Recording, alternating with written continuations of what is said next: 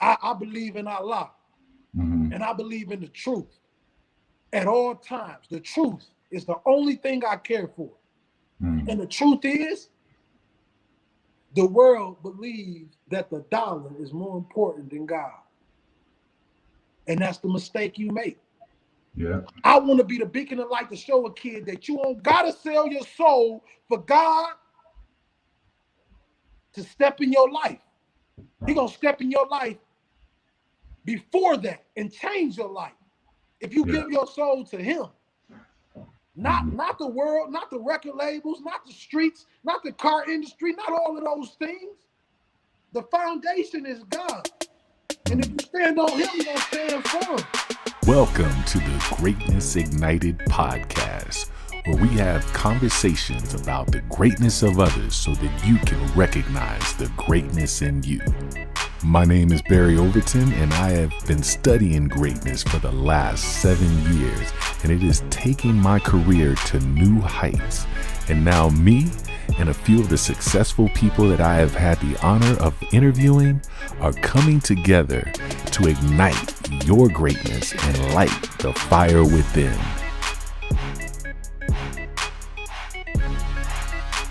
All right, ladies and gentlemen, welcome to another episode of the Greatness Ignited podcast. Ladies and gentlemen, I have fire, I have passion, I have truth that I'm bringing to the podcast today. This gentleman is someone I've been following for about 3-4 years now, and I'm so pleased to introduce him to those that don't know him. You want to know him. Let me tell you about him. He is an author. He's a best-selling author of the book, The Best Gifts Come from the Bottom. We're going to talk about that. He is also a coach, and he is an international motivational speaker. As a matter of fact, he's one of the only motivational speakers to speak at the world-renowned Fashion Week in Milan, Italy. Ladies and gentlemen, he is going to touch your spirit. He's not just going to touch your spirit. He is going to speak through his words and reach inside of you and grab hold of your spirit. Without any further ado, it is my esteemed pleasure to introduce you to William King Hollis. How you doing, brother? How are you doing, my brother? Assalamu alaikum to all my brothers and sisters. And Mr. Overton, I am once again, extremely honored to be a part of your podcast today.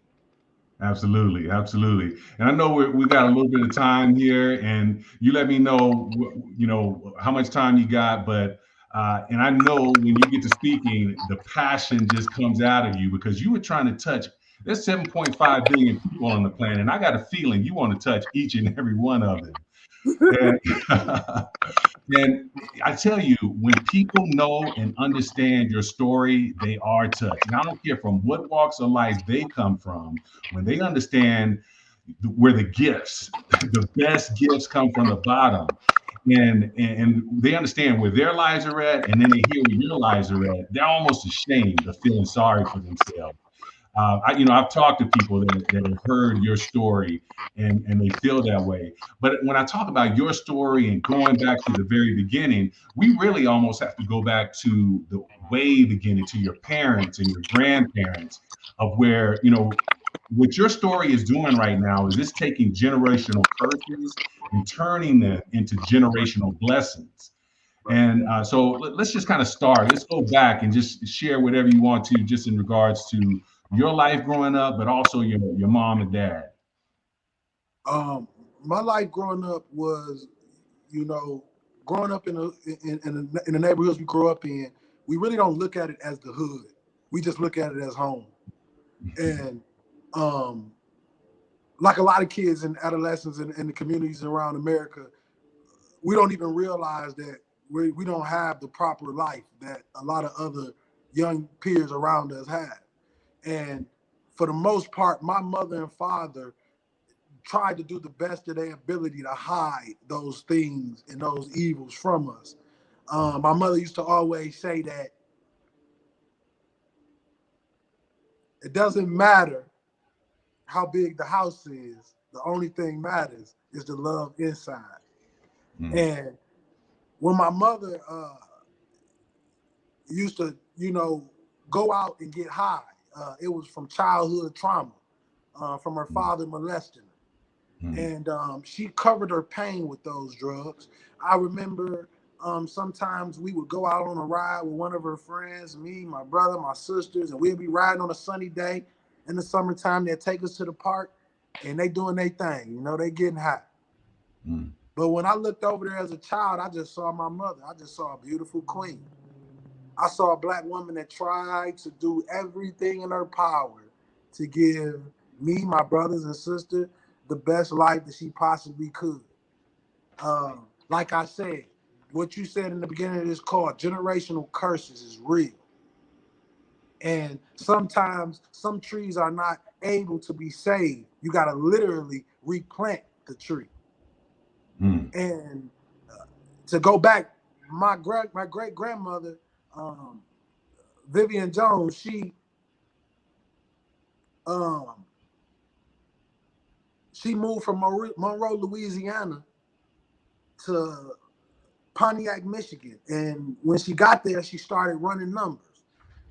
Long after that, she started cooking crack. And long after that, she had about 12 kids. And she taught them all how to cook crack and how to sell crack. 4 of her children, 3 of her children passed of that in the streets of some form or fashion with abusing drugs and just leading to death. And also her granddaughter, my mother, was selling dope at the age of 14 in a trap house. So when my mother had me at 15, 16, every day I was around drug addicts, drug dealers, killers, murderers, and that's all I ever seen as a kid. You know what I mean? But I'm gonna tell you this, Mr. Overton, I wasn't afraid. Like I told you, it's normal, man. It's normal when you in it. Your body, the human body, will adapt to any situation that is in. It's like in the hood, it's like the story of an eagle. You know, when the eagles are born, when they get too big for the nest, they get thrown out. And they got no choice but to fly or die. Yeah. So at a very young age, man, I even remember times when my dad would take me to different dope dealers' houses, man, and we'll fight the local dope dealers' kids, sons, for money. Wow. You know what I mean? I was raised in a gladiator state, in a gladiator world. And a lot of people probably say, where's all this passion Will got? I'm a real life physical man. But I channel it through my words and changed it from the physical way that I used to be as a young man when I couldn't control myself. Yeah. So for the most part, King, my childhood was like a lot of kids in the slums childhood that's too afraid to talk about it. You know, walking in, watching your mom nod on the couch, going back and forth over your grandma's house because she got to take custody of you. Never really getting the full fulfillment of love from nothing. You know, growing up having to root for yourself as an athlete. You know what I mean? I go to the games and people say things about cocky athletes, people like Terrell Owens, people like that. You know what's wrong with them? Nobody ever told them that they were nothing. So they literally had to tell themselves, you know, when you go to these games, it's cool for your friends and your peers' parents to say, great game, Hollis. But it just feels different when mama and daddy say it. Yeah. You know? And what happens is you create this cocky attitude. You praise you because you're your own family. Yeah. You praise you. And now you get into the level where people say, hey, he cocky. He's arrogant. No, I'm just the only person that ever spoke life into me. Yeah. There's a lot of people out here like that. Yeah. Now, so one of the things that I realized, because again, you are obviously making for your daughter and other kids that you will probably have in the future, you are already setting a foundation of wealth and structure for generational wealth. And we're talking about generational curses, but it really sounds like your mom was that first stepping stone of saying, my kids and William, they're going to have a better life than I am. this thing that I was introduced to at 14 years old of selling drugs is not going to be William. He's not going to grow up like that. Was she feeding you that information the best that she could when she was younger? My mother told me this when I was about 13 years old, and I was in special education, maybe Mm-hmm. younger than that.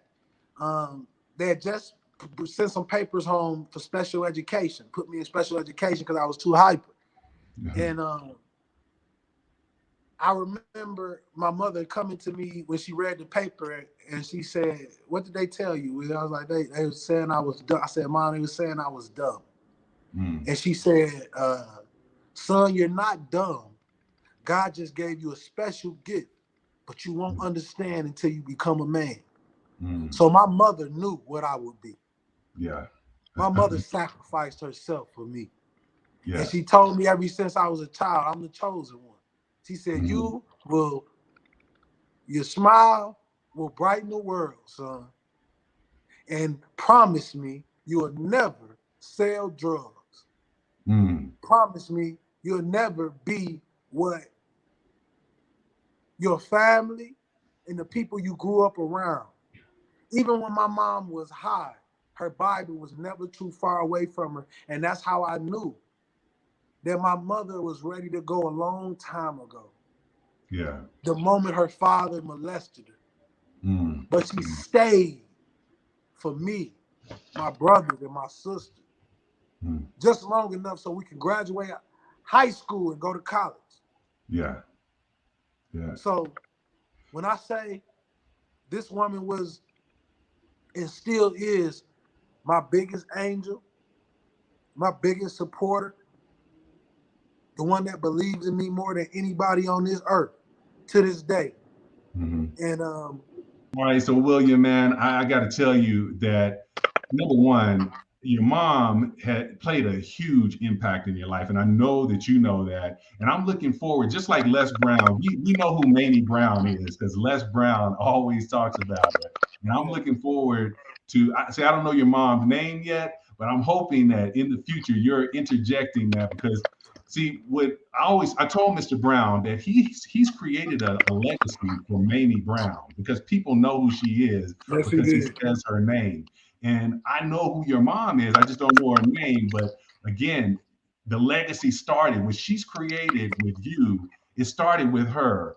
And so, I'm just really excited to see as you continue to grow on that. But I You want right. to shift gears a little bit and talk about the growing up as a child and having those conversations with your mom and how it led you. I know you had a promising football career and you had the ebbs and flows of life that, there were ups and downs that you went through. Yes. Well, man, yeah, man, I was an All-American at Clark Atlanta University, nominated for the D2 Heisman Trophy my junior year. Wow. Then Les Brown, I mean, not Les Brown, sorry. Then Terry Boughton came and stole me away from there and took me to North Mm, Alabama. And that's when I was running for the top 2011 draft class. mm, So, as far as football, I always had a lot of accolades and a lot of accomplishments, but the main part was, I guess I could tell you guys the story of how I got to um, the homelessness in general. yeah. Uh, you know, basically, my vertebrae was cracked, man, and I couldn't. Mm, I was over in Canada getting ready for some tryouts, Toronto, Canada. Found mm, out I had an L1 vertebrae crack and had to go back to America. I went back to America, ended up homeless in Philadelphia, and uh, I seen a coach that I played arena football against before named Bernie Nortowski, and I reached out to him and was like, "Yo, can I get a spot on the team?" I was still gonna try to play with a cracked vertebrae because it was the only way I have a place to live. mm, So I reached out to Coach Bernie Nortowski, and he was like, "Yeah, I got a team out in Harrisburg, Pennsylvania, called the Harrisburg Stampede." And the Harrisburg Stampede was owned by the wide receiver from the Saints, Marcus Colston.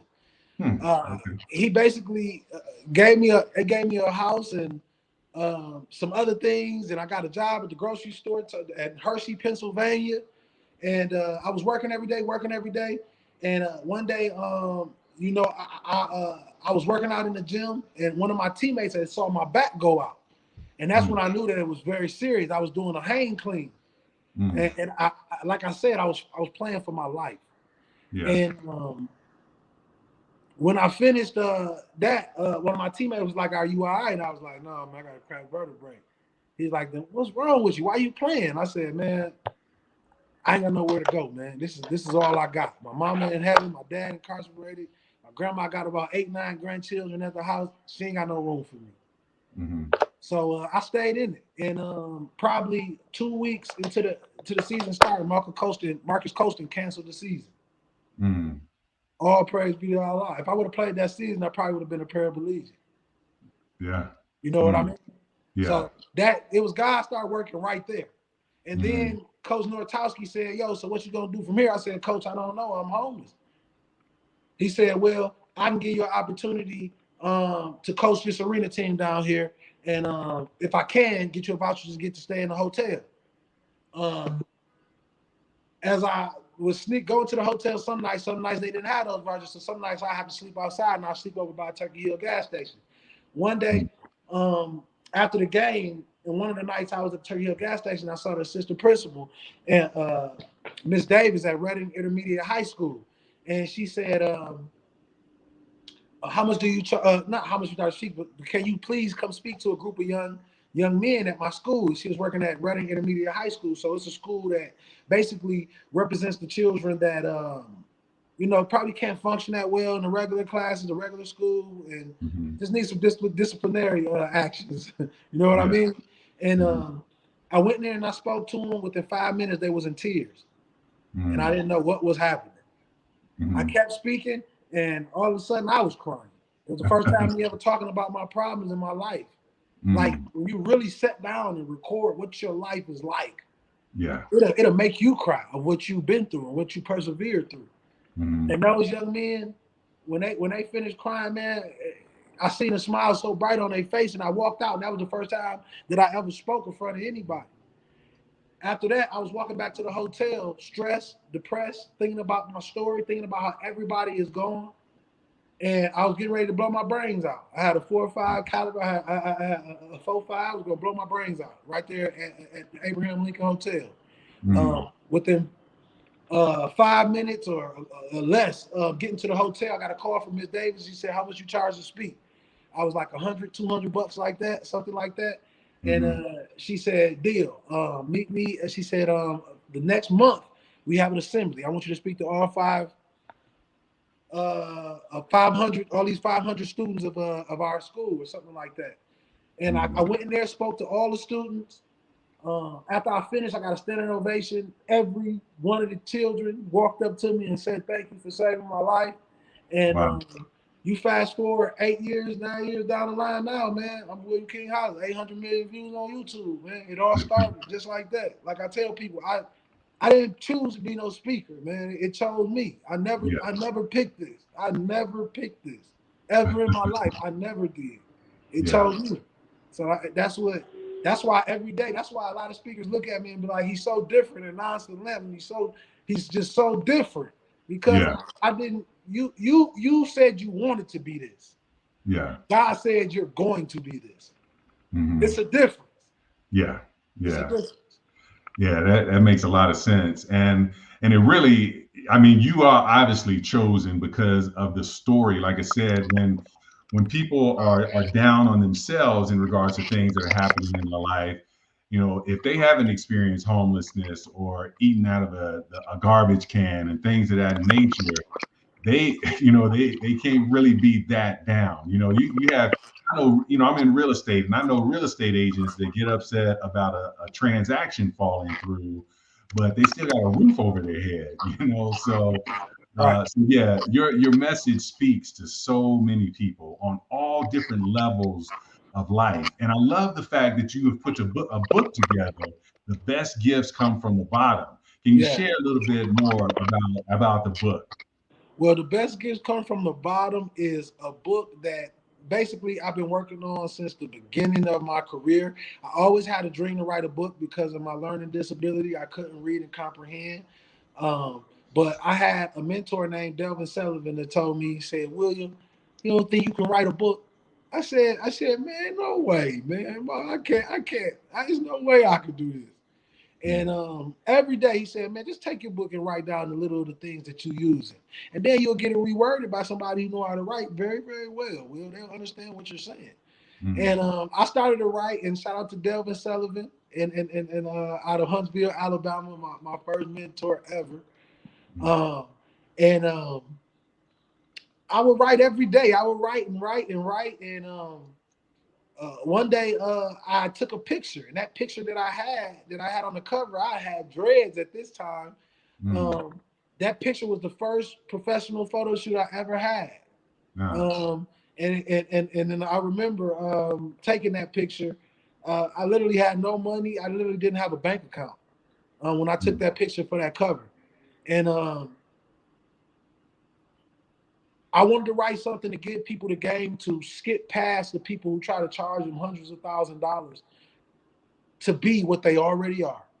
Can nobody teach you how to be you? Yeah. And can't nobody tell me about you better than you can tell me about you. Yeah. So I was the guy that said I didn't have the millions of dollars to go to the speaking classes I had never been to a speaking course in my life.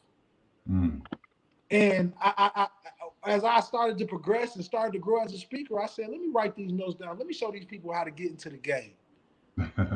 Let me show these people how to break through and cut out the middleman. Yeah. Because the world has been set up with a middleman. That's what the best gifts come from the bottom is representing. It's the man that cuts out the middleman. We will no longer go through another individual to own me. Yeah. Or to make me believe that he is more godly or gifted than I am.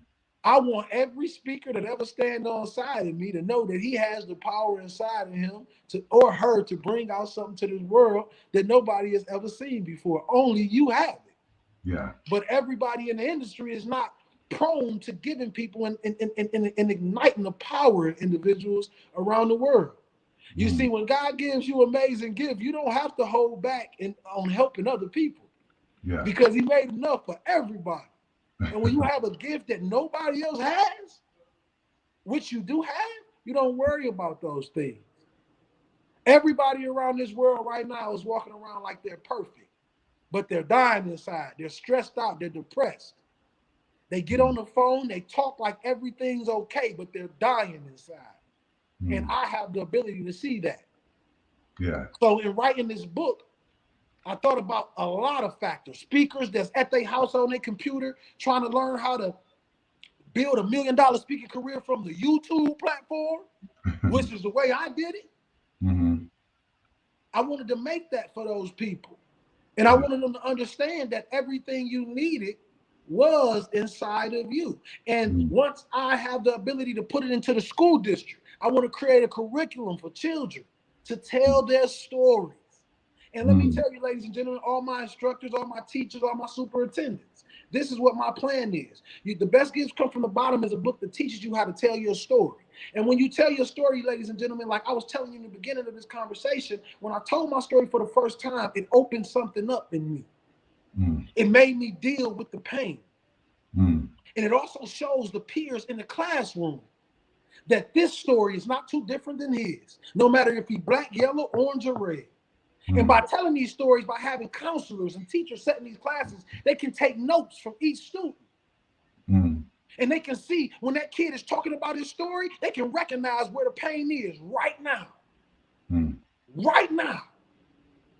So this book teaches those kids that use the iPhone, that use the computer, that use YouTube, how to build it on their own. And not only build something that will create a career or maybe a lifestyle for them, but it will heal them. Because I know that by telling your story, it heals you. By meeting people that relates to your story, it heals you. Absolutely. And I found that. That's why I tell everybody in the world, don't ever thank me because you saved my life for listening to a homeless, young, 28-year-old man that's now 32 years old. Yeah. Your likes, your views, your comments, your ears is the reason why I'm a best-selling author today. All of us need somebody to believe in us. It doesn't matter if it's the bum on the street or the superintendent at Morehouse College. We just need something that believes in us.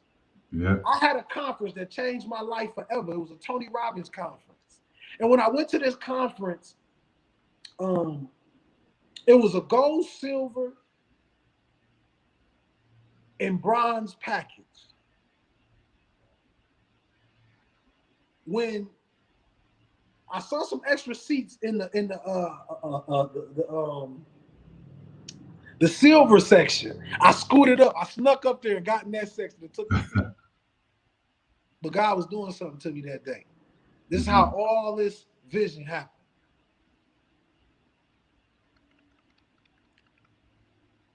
When Tony Robbins got to the silver part of the rope, he stopped. And when he stopped, I thought about if I didn't move up, I never would have got this close to him. And I prided myself, and I saw individual faces back there hoping and praying that he came back. That kid in the nosebleed that spent his last of his last to be there. That kid that mother's on dope and he don't have nowhere to go. But he needs this to keep him alive and keep him going because these conferences is important. But nobody came, and nobody came to acknowledge him. And I said, I'm going to be that man. I'm going to be that man that touches the people at the bottom. I'm going to be that man that go to the Bluff in Atlanta, Georgia and set up my microphone and speak to the people. I'm going to be the man that becomes one of the greatest motivational speakers in the world, in the history of motivation. And I'm going to be the man that walks with the people the whole way. I'm never selling out. I will go back to sleeping on that concrete before I live a lie. Yeah.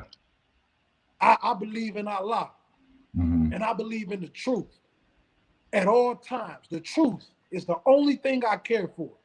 And the truth is, the world believes that the dollar is more important than God. And that's the mistake you make. Yeah. I want to be the beacon of light to show a kid that you don't gotta sell your soul for God to step in your life. He gonna step in your life before that and change your life. If you give your soul to him, not the world, not the record labels, not the streets, not the car industry, not all of those things. The foundation is God. And if you stand on him, you're gonna stand for him. They say they say stay still. That's what I've been doing. I've been staying still, focusing on individuals in the world that's dying inside, and I can feel it all around me. Every time I'm in the street, every time I'm around an individual, I feel it. It's a story when I was 11 years old. I walked into a McDonald's. It was a long line, and two of the local alcoholics, Marnie, and I think it was her name was Pearl. And I always see him, and I always give him change, quarters or something, because I always had a heart for the weak and the people that didn't have, ever since, even when I didn't have. So I'm sitting in this line, and I'm watching them in the front. They moving their quarters around on the desk, and I remember a tear dropped down my eye. I don't know where it came from. And I said, I'm gonna change that. And I gave them my money. Wow. My $2 to get a double cheeseburger. I gave them my money, and I said, I'm going to change that. Didn't know how I was going to do it. But now I know how I'm going to do it. I don't want to see people struggling. I don't want to see people as slaves. I want people to get in the game and understand that they are a walking $1 million check. God just waiting for you to sign your signature. Yes, indeed. That's what I want to be a beacon. I want to be a beacon of light to the people that has none. I want to be a sun that shines on the darkest places in the world. And I want to be the voice that brings some of the evilest individuals out of the muck into something special, into something beautiful. This is my only hope. This is my only wish in life, and I can die. I want to save lives. I want to keep people alive. I want to catch that drug-addicted mother and tell her, baby, we need you. I want to catch that father and tell him that it's not over until it's over with. I want to take that drug addict and I want to turn him into a doctor. I want to take that drug dealer and I want to turn him into a leader. I want to go where nobody else is going. And come back with some of the strongest soldiers you ever seen in your life. Righteous soldiers that believe in dressing like a man, walking like a man, talking like a man, and treating the queen, the most important being on this earth, like they're supposed to be treated. Like royalty. I was talking to a man the other day and he said, do you really know what a bride is? It's really called a bride. It's the things on the side of the horse that lead. Lead.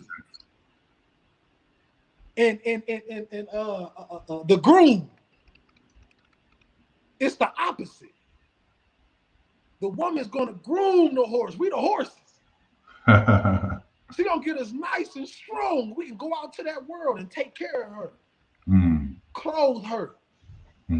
Make sure she has her hair and her nails done, because this is my queen, black man. This is our woman.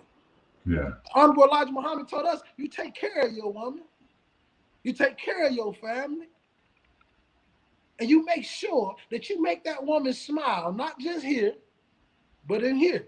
And you do that by appreciating her essence every day.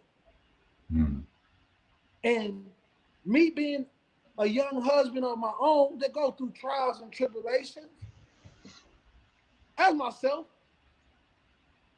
the biggest thing and the most important thing, and this is just for me as well, for all men, learn how to give without wanting anything in return. That's powerful. Then you won't get upset, Kings, when you feel she's not appreciating anything, because you did it because you wanted to.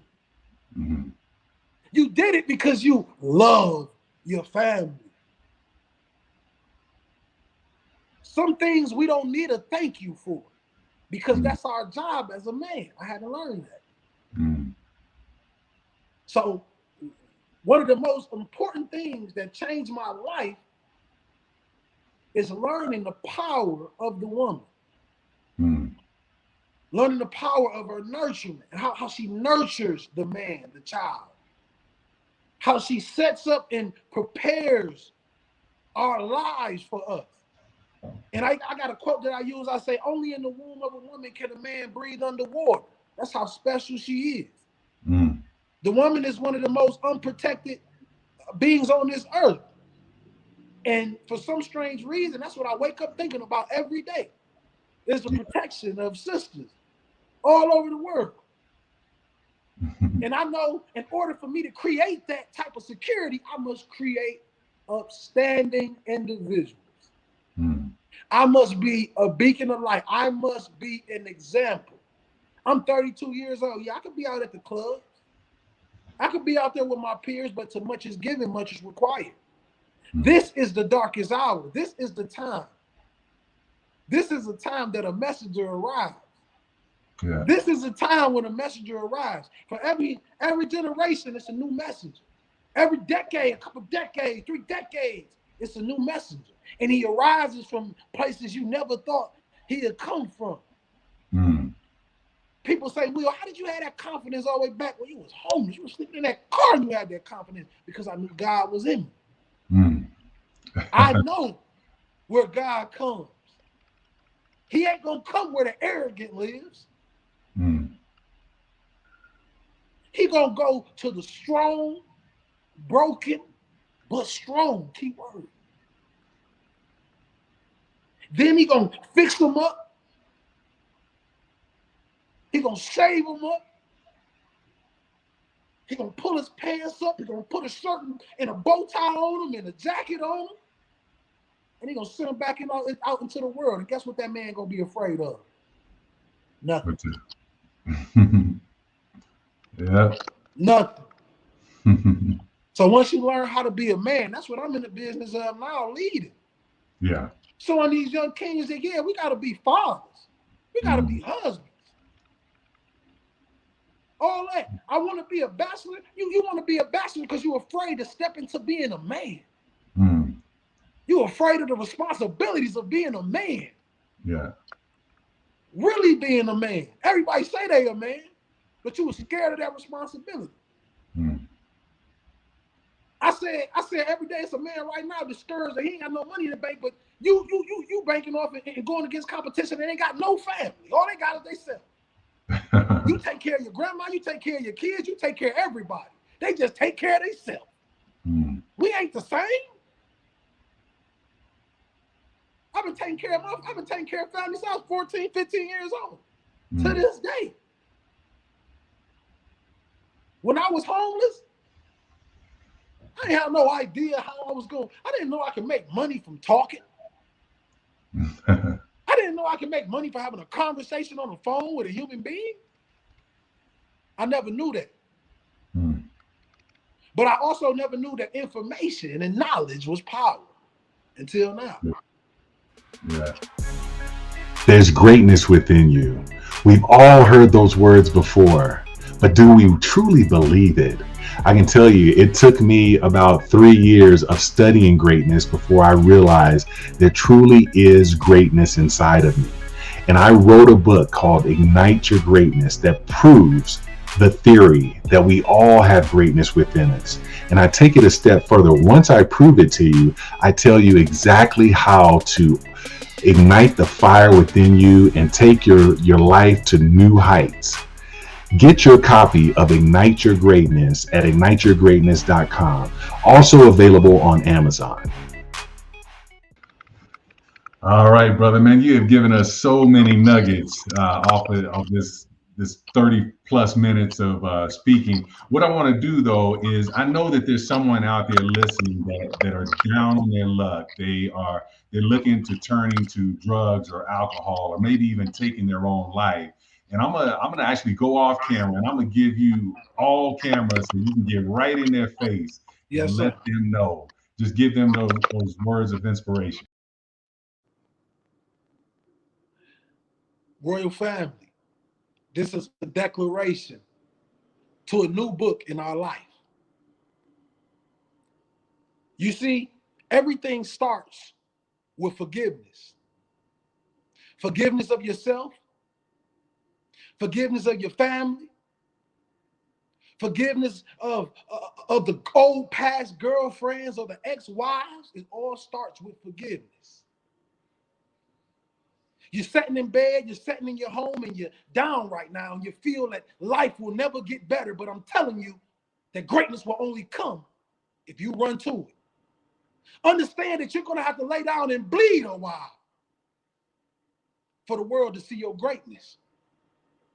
You're going to have to cry them tears. You're going to have to walk them miles. But I'm going to tell you this. Every step is worth it. Because everybody on this earth believes that we have forever to live. But ladies and gentlemen, we only have a moment. So if you don't get up today and empty the tank for your dreams, I'm talking about getting the game, you're going to lose out. But it all starts with forgiving of self. You see, it's somebody that gave up on God, that gave up on religion, they gave up on believing in anything. And let me tell you, ladies and gentlemen, from a kid that was homeless, was ready to blow his brains out, the only thing helped me was prayer. When the world had no words for me, the only thing helped me was prayer. And what I realized is, in order for me to see God, I must let him in. And that starts with letting go of the drugs, letting go of the alcohol, letting go of the temporary things that take the pain away for only a moment. And I need you to let that pain seep in. I need you to feel that pain, because that pain has something special for you. And that's a gift. That's a gift that God gave you to give the world, but you will never get it until you take the pain. The pain of your past. The pain of your mistakes. Tell me, ladies and gentlemen, how bad do you want to live? That mother that's sitting on the block right now, getting ready to go cop some more drugs. I want to ask you this. Do you want your son to be a me? A kid that wake up every single day looking for his mother, but she's no longer around because of the drugs that she took. That's what I want to know. I want to know if you want to live. Do you want to be here? Do you want to stand on the mountaintop of greatness and say, I made it, ladies and gentlemen? I don't care if you ain't have a mother. I don't care if you ain't have a father. I don't care if your wife left you. I don't care if your husband left you. There's a God that lives inside of you. There's a God that lives inside of you. But he cannot go to work until you clean the vessel. Ladies and gentlemen, forgive yourself. Clean the vessel. Forgive yourself. Clean the vessel. And God will take it from there. I'm William King Hollis. And always remember, ladies and gentlemen, the best gifts come from the bottom. Yes, indeed. Yes, indeed. All right, brother. Like I said, I am so appreciative of you taking time out of your busy schedule. I know that you're busy and you are impacting so many people around the country, but I appreciate you being able to be here with us today. And for those of you that this is the first time that you're seeing King Hollis, go to his website. You see it scrolling at the bottom. YouTube, Facebook, Instagram, TikTok, Spotify, iHeartRadio. Go to all those different streaming platforms, social media platforms. Connect with him. All right, because he is going to he's on a mission. He's 32 years young. He's got a lot of life ahead of him because there's a lot of people that he wants to impact. So again, brother, I just want to thank you so much for being here. Man, thank you so much, Mr. Overton. I want to tell you that I also checked out one of your recent videos of speaking, man. I really, truly loved it. Hopefully one day we can do a collaboration and you can put something together in the area to inspire the people. And just do this for me, people. Today, take some time and go tell the people that mean the most to you that you love them. Hopefully somebody get that message. There you have it. You got a mission. Take that into your new week coming and do that. Do that on a daily basis for the rest of the week coming up. So, ladies and gentlemen, thank you for joining us. And remember, yes, the struggle is real, but so is your greatness. Ignite your greatness, take a leap of faith and you'll make it. Wanna live life to the fullest, you gotta be hardworking and patient. You got the fire within you. You got a dream that you should be chasing. Pushing through to the finish line and you got no time to be wasting, yeah. Ignite your greatness, take a leap of faith and you'll make it.